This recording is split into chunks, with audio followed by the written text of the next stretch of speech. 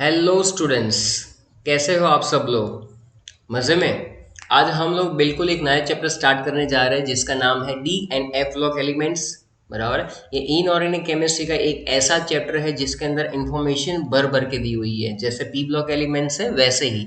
लेकिन फिर भी इस साल के लिए यानी कि 2021 के लिए इसमें से काफ़ी सारा कंटेंट निकाल चुके हैं। तो डिलीटेड पोर्शन को निकालते हुए हम लोग ये चैप्टर करेंगे, लेकिन जो इम्पोर्टेंट कॉम्पिटिटिव एग्जाम में आने वाला है वो मैं आपको ज़रूर करवाऊंगा।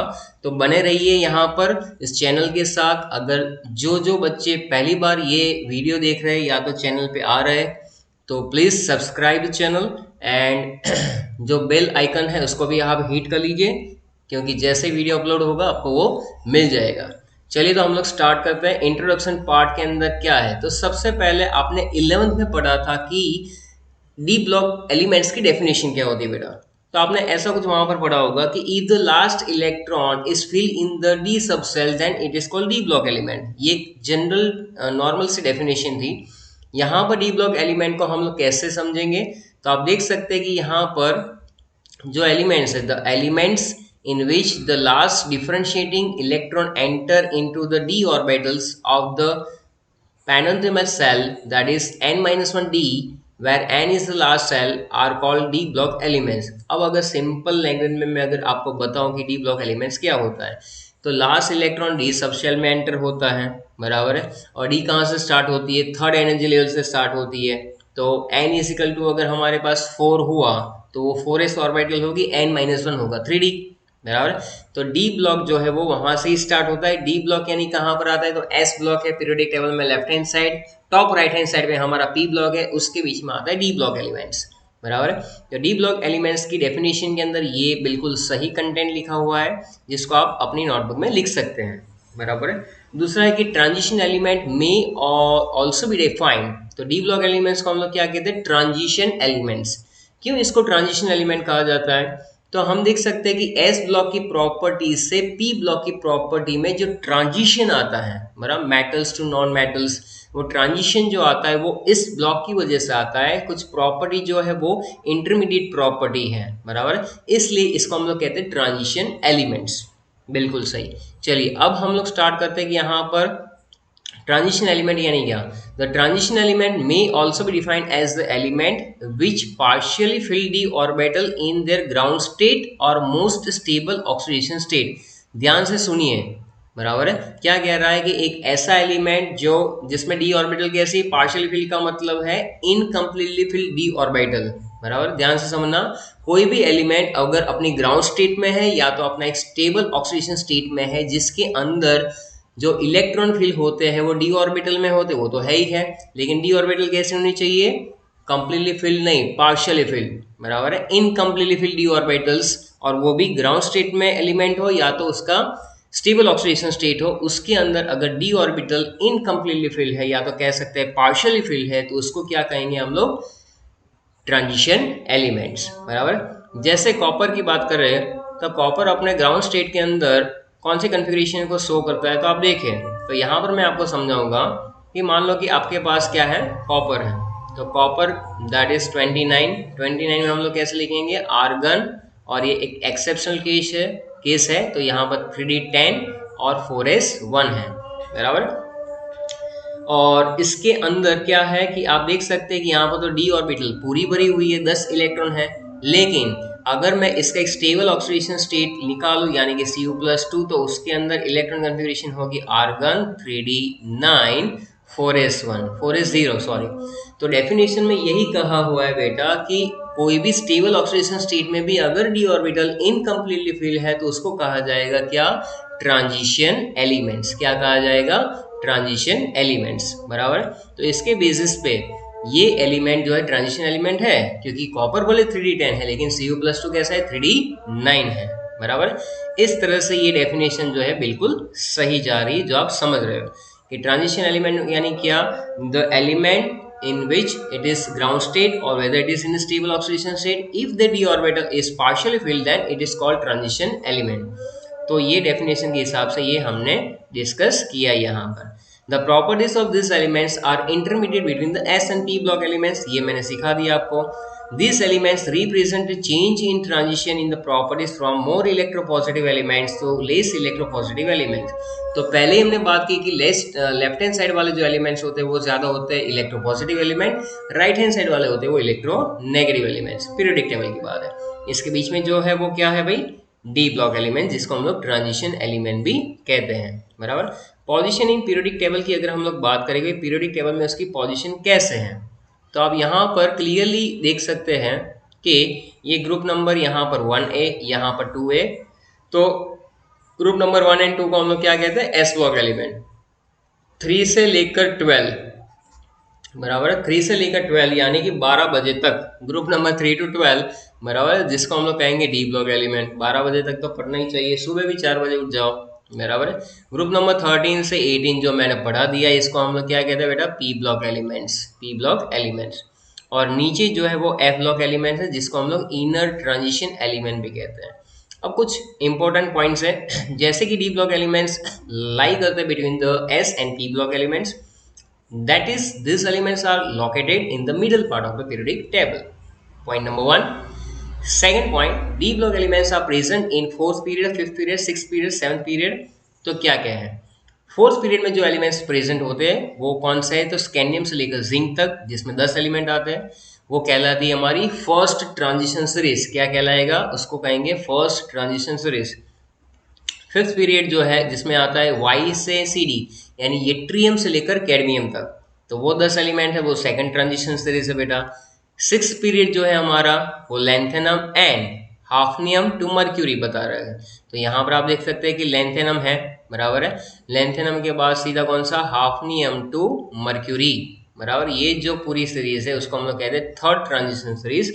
सेवंथ पीरियड में आता है actinium and then R F, बराबर है, आर एफ से लेकर यूयूबी, ये जो 10 एलिमेंट है 1, 1, 12 तक, अभी तो इसका नाम भी आ चुका है, लेकिन हम लोग यहाँ पर वो सारा डिस्कशन नहीं करेंगे। अगर वो डिस्कशन सुनना है तो जाइए पीरियोडिक टेबल वाले चैप्टर्स के अंदर, वहां पर मैंने पूरा डिटेलिंग बता कर रखा है। तो ये 7th पीरियड हो गया। तो डी ब्लॉक एलिमेंट में first series, second series, third transition है, फोर्थ ट्रांजिशन सीरीज आती है, लेकिन हमारे जो सिलेबस में मोस्ट इंपॉर्टेंट है वो कौन सी है, फर्स्ट ट्रांजिशन सीरीज।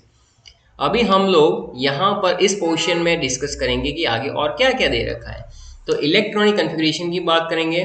चलिए तो मैं आपको इलेक्ट्रॉनिक कन्फिगरेशन के बारे में बता देता हूँ। D block elements with increase in atomic number, D orbitals जो है यानी कि n-1d, जो लास्ट सेल है उससे आगे वाला सेल जिसको हम लोग कहते हैं n-1d सब सेल, ग्रेजुअली फिल होता है by the electrons.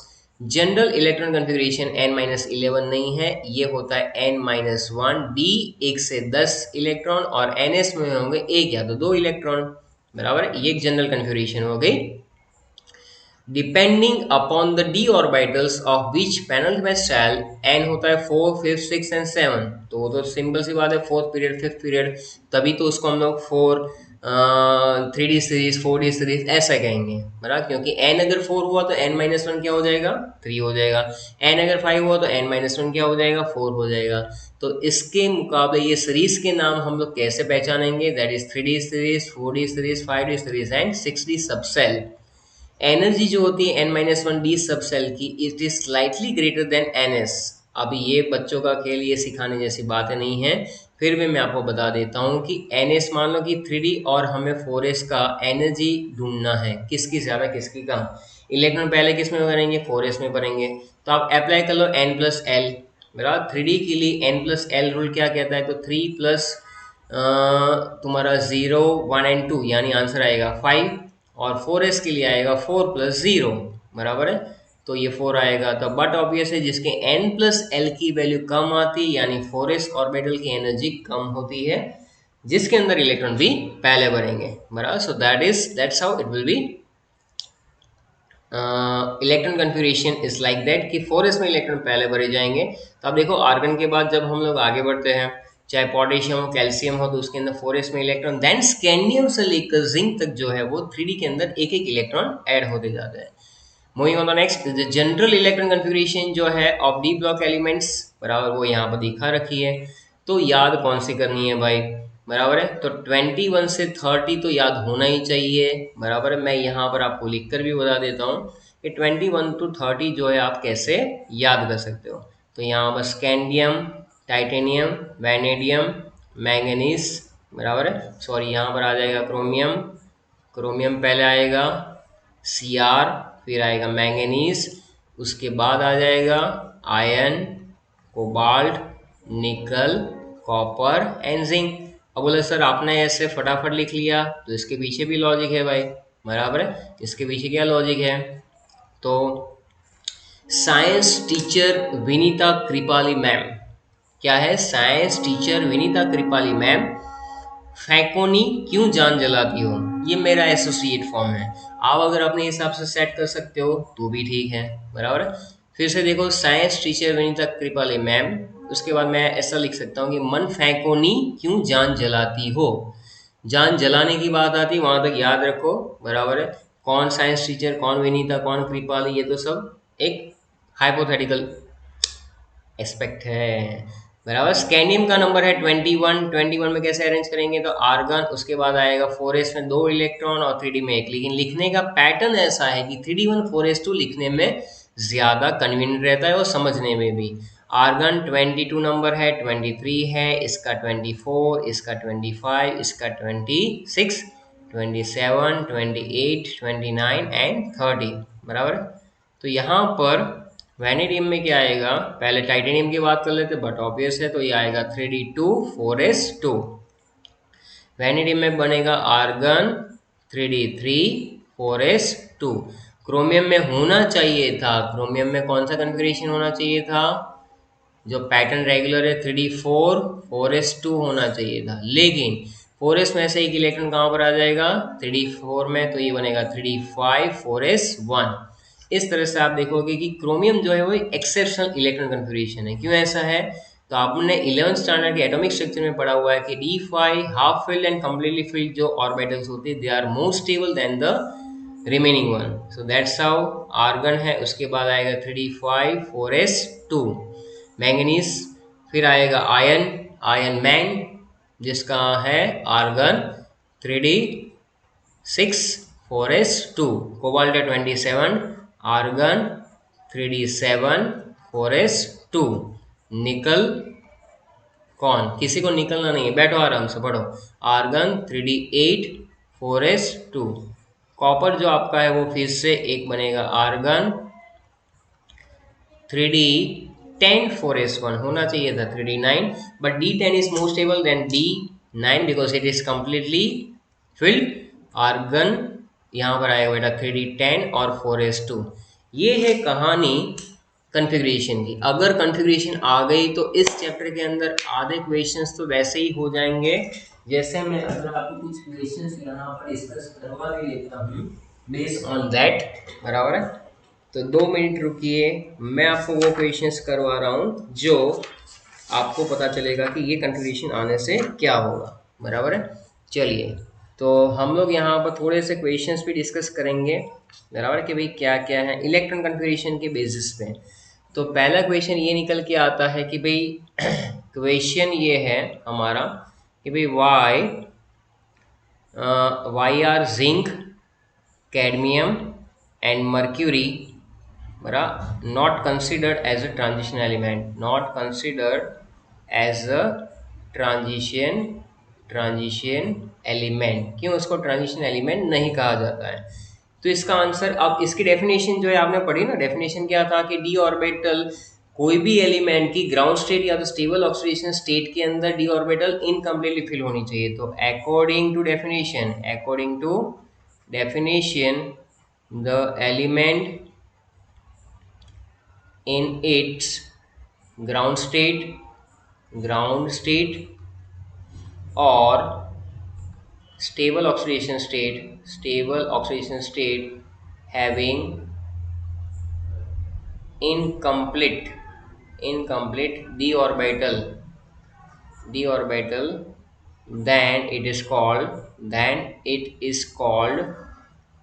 Transition element, TE यानी ट्रांजिशन एलिमेंट। अब आप खुद यहाँ पर देखो बेटा कि यहाँ पर मैं ले लेता हूँ, मान लो कि मैंने ले लिया जिंक, तो जिंक है कितना 30 का मतलब क्या, आर्गन 3d10 और 4s2 है, सीधी सी बात है, 3D में 10 इलेक्ट्रॉन है, क्या वो ट्रांजिशन एलिमेंट है? नहीं, क्योंकि डी ऑर्बिटल कंप्लीटली फिल्ड है। डेफिनेशन ये कहती है कि डी ऑर्बिटल कैसी होनी चाहिए?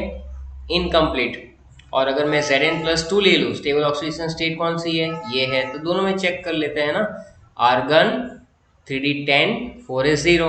तो आप देखो यहाँ पर भी Zn+2 में भी 3D10 तो रहा, तो इसका मतलब ये हुआ कि इसमें भी इलेक्ट्रॉनिक कन्फिग्रेशन के हिसाब से तो ये ट्रांजिशन एलिमेंट है नहीं। तो फिर क्यों कहा?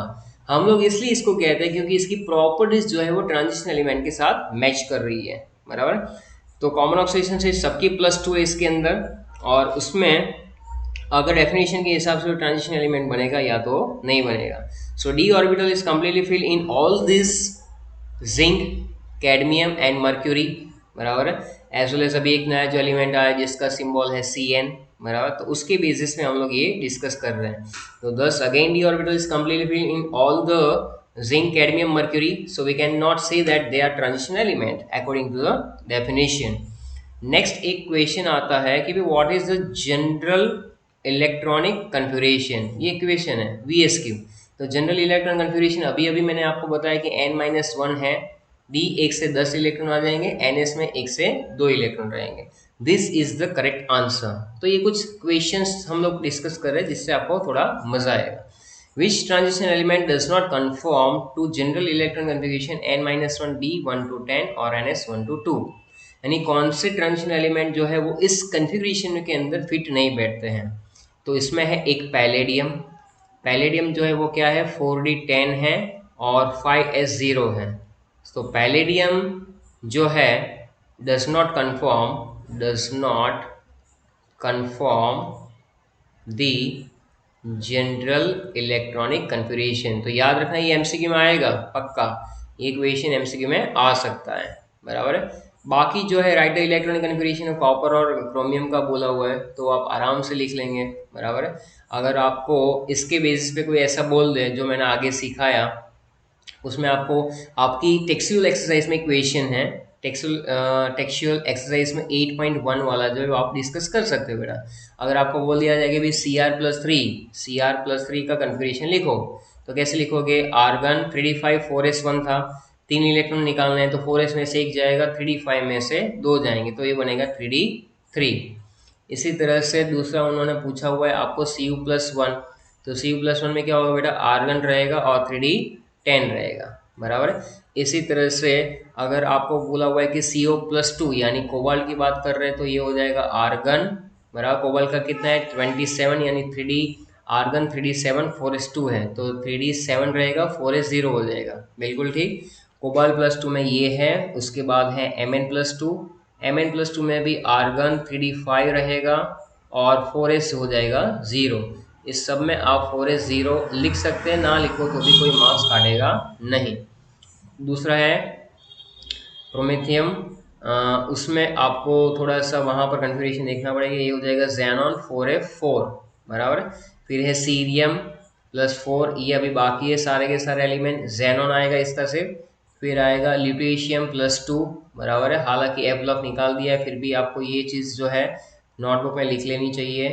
4f14 और 5D रहेगा 1, और एक है Thorium+4, तो ये रहेगा सिर्फ और सिर्फ रेडॉन। तो बोले सर ये कहाँ से आ सकता है? तो ये आप ये कन्फिग्रेशन करोगे तो ये भी आ जाएगा, बराबर। Look at that. तो हम लोग यहाँ पर वही डिस्कस कर रहे हैं। 1 मिनट।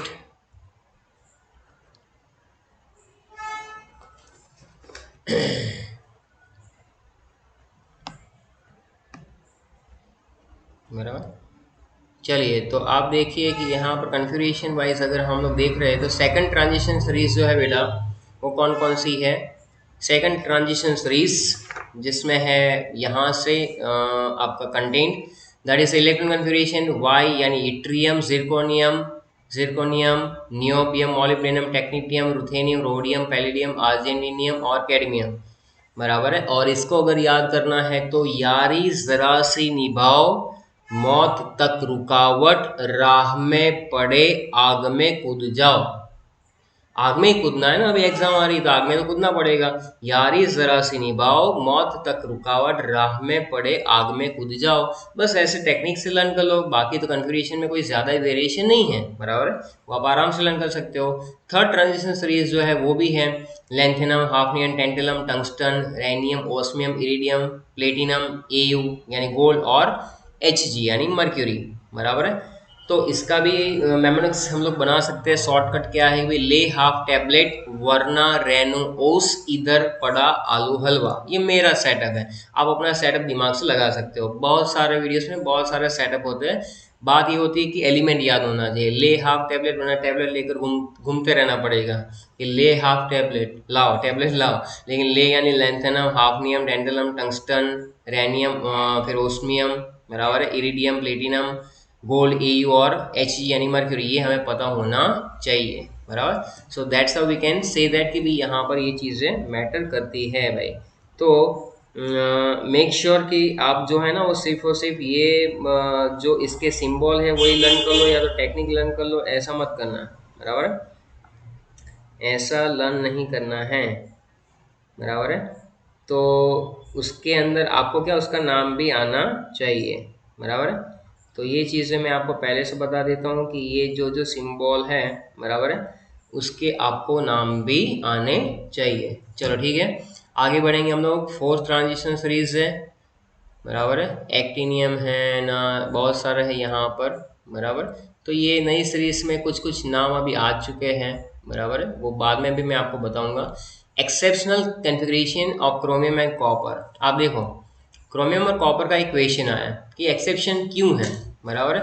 तो हमें वहां पर वही चीज़ लिखनी है, वही समझानी है। मान लो कि क्रोमियम जो है या तो कॉपर जो है, इसकी कॉन्फ़िगरेशन होनी चाहिए थी 3D9 4s2, लेकिन इसकी जगह पर एस्ट्रिक मार्क लगा के क्या है 3D10 और 4s1।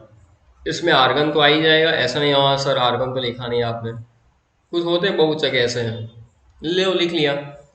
आप देख सकते हो कि यहाँ पर 3D9 है, 3D10 is more stable than compared to 3D9.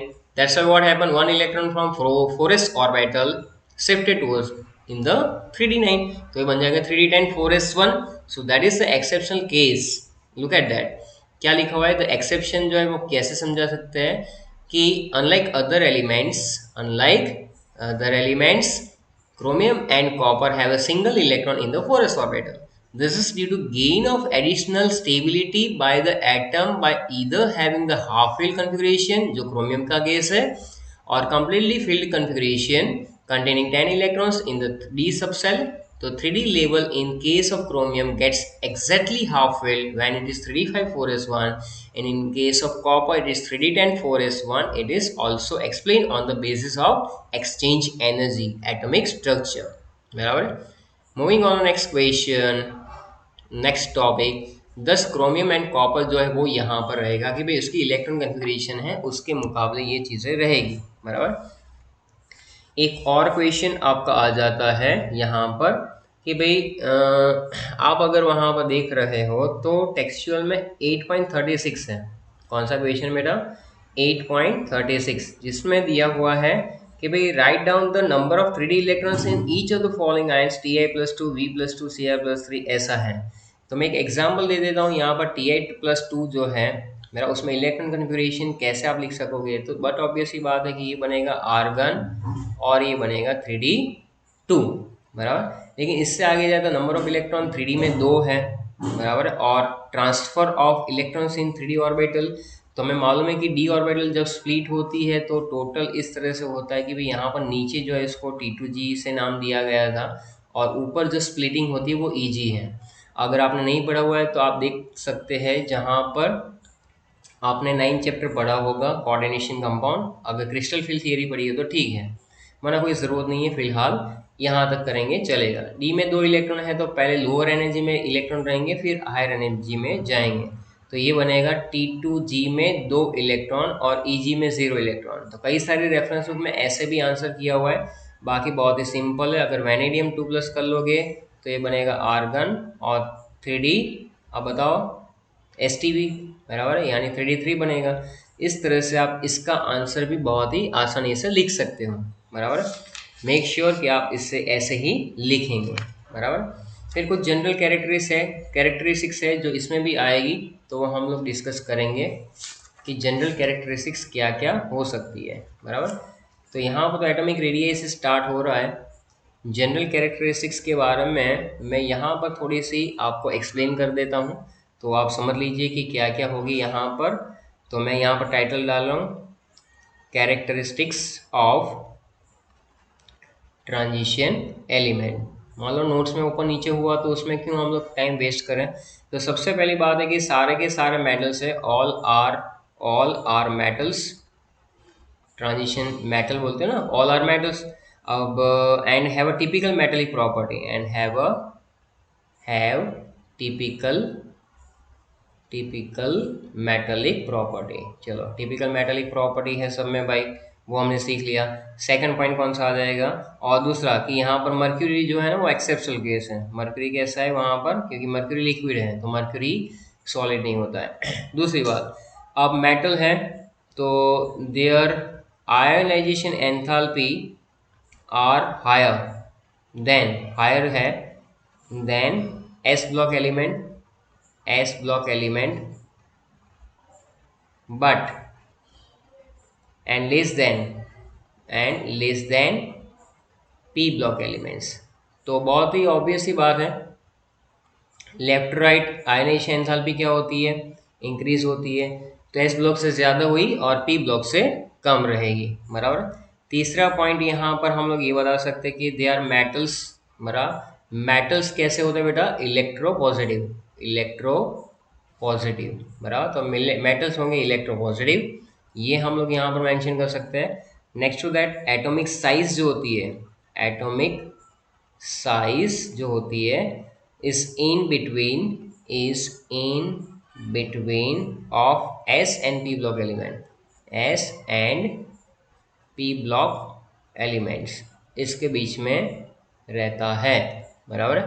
Moving on next, तो यहाँ पर अब देखो मेटल से बेटा ट्रांजिशन तो बॉइलिंग पॉइंट या मेल्टिंग पॉइंट कैसे होंगे, बट ऑब्वियस है कि दे आर हाई, ये शॉर्ट में लिख रहा हूँ मैं। फिर एक होता है enthalpy of vaporisation, enthalpy of vaporisation वो भी रहता है ज़्यादा। दूसरा है एंथैल्पी ऑफ एटोमाइजेशन, एंथैल्पी ये आपने थर्मोडायनेमिक्स में पढ़ा होगा, एटोमाइजेशन वो भी कैसी होती है, ज़्यादा होती है। और तीसरी है hydration enthalpy is also very high, hydration enthalpy is also very high, so that is the point. Special property, they have variable oxidation state, variation in oxidation state, यहाँ पर वेरिएशन काफ़ी रहता है, जैसे Fe+2 Fe+3 फेरोस्फेरिक, क्यूप्रिक, तो ज़्यादा oxidation state यहाँ पर हमें देखने को मिल सकता है। Basically they are useful catalyst also, useful catalyst भी है ये। आपने देखा होगा कि ऑर्गेनिक की जितने भी रिएक्शंस आते हैं उसके अंदर ये ऐसे कैटालिस्ट बहुत ही अच्छी तरह से के काम भी करते हैं। मेरा सिंपल सा एग्जांपल हेबर प्रोसेस ले लो, N2+3H2 उसमें कौन सा रहता है, आयन या तो आयन ऑक्साइड, बराबर। तो ये रहेगा बेटा इसके अंदर। दूसरी बात है कि देयर कंपाउंड्स आर कलर्ड, ये बहुत ही मज़ेदार है, देयर कंपाउंड्स आर कलर्ड, इसके कंपाउंड्स कलर्ड होते हैं। And many of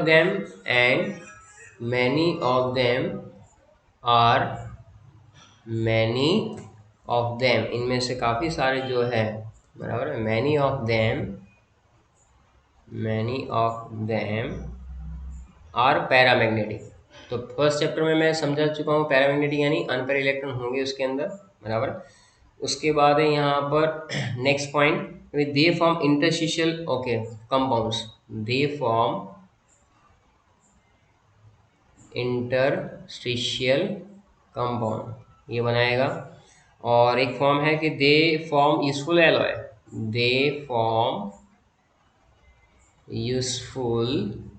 alloy, Alois formation में बहुत ही काम में आने वाला है, बराबर है।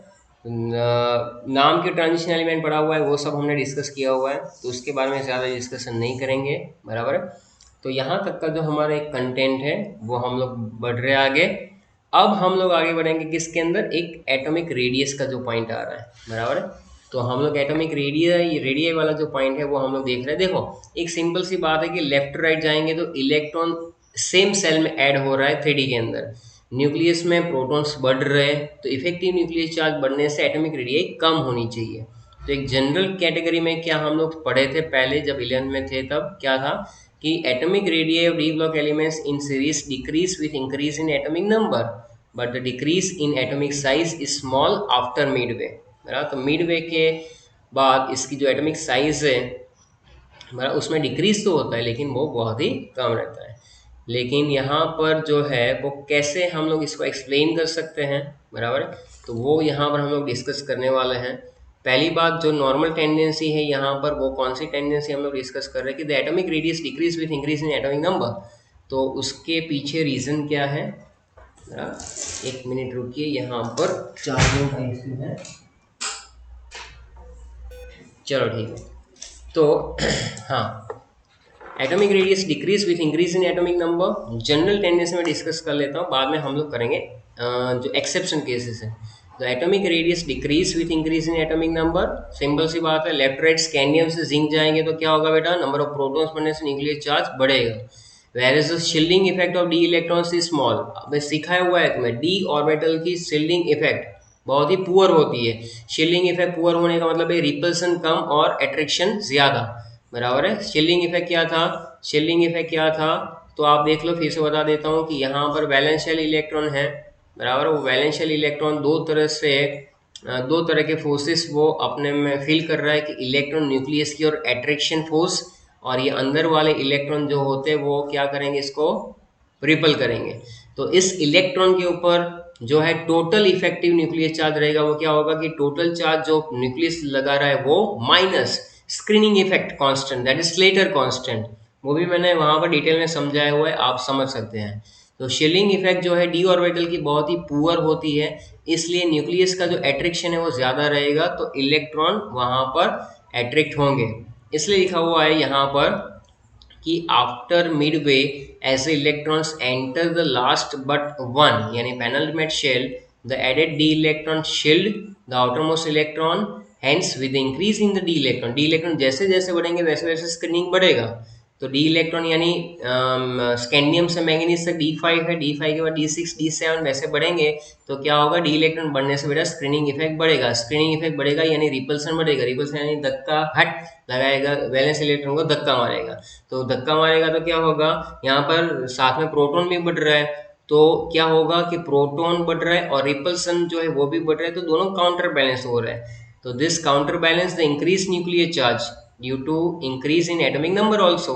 As a result, the atomic radius remains practically same. तो मिडवे में क्या होता है कि इसकी एटॉमिक रेडियस सेम रहती है after chromium. For example in Fe the two opposing tendency almost counterbalance and there is no change in the size from manganese to Fe, manganese से Fe में कोई ज़्यादा वेरिएशन है ही नहीं।